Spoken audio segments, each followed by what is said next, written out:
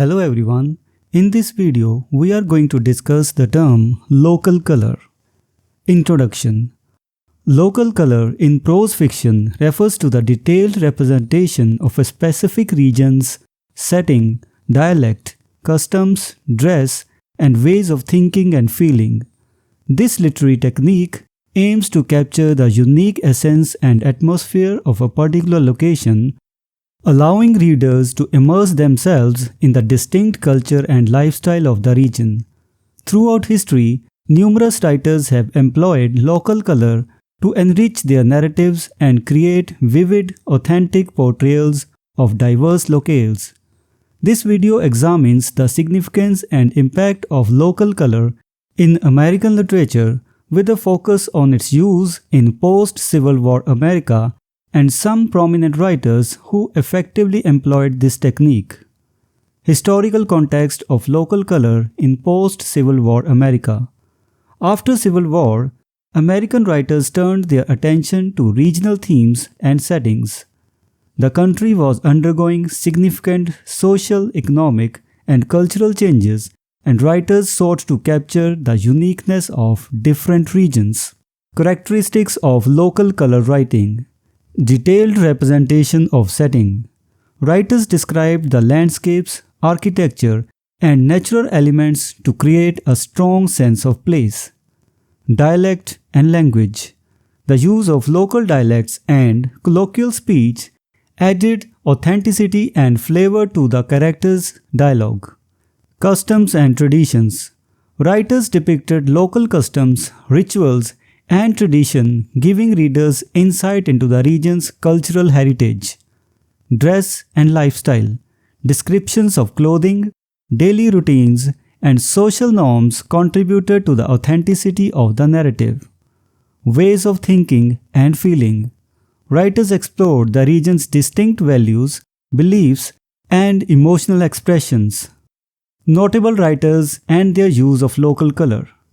Bret Harte. Known for his stories set in American West, Harte captured the rugged landscapes and the adventurous spirit of the frontier. Mark Twain. Through his Mississippi-based works, Twain skillfully portrayed the idiosyncrasies of the region's characters and explored social issues. George Washington Cable. Focused on the South, Cable delved into the complexities of race, class, and societal dynamics through his local color stories. E.W. Howe and Hamlin Garland. These writers explored the Midwest and depicted the challenges and aspirations of rural life. Sarah Orne Jewett and Mary Wilkinson Freeman. Concentrating on New England, these authors showcased the region's quaint customs and character-driven narratives. Local colors versus deeper themes. Some local color writings, like O. Henry's stories, set in New York City, emphasized surface particularities and sentimental or comic elements. In contrast, other writers incorporated local color to explore more profound and universal human characteristics and problems. Conclusion. Local color in prose fiction has been a significant literary technique that brings regional settings to life, enabling readers to experience the uniqueness of various cultures and lifestyles. Post-Civil War America witnessed a surge in local color writing, with writers capturing the essence of different regions. Bret Harte, Mark Twain, George Washington Cable, and others skillfully employed local color to create memorable and authentic narratives. While some writers relied on surface particularities for entertainment, others delved deeper into human complexities. Overall, local color remains a valuable tool for enriching literature and providing readers with captivating, immersive experiences. So this was the discussion on the term local color.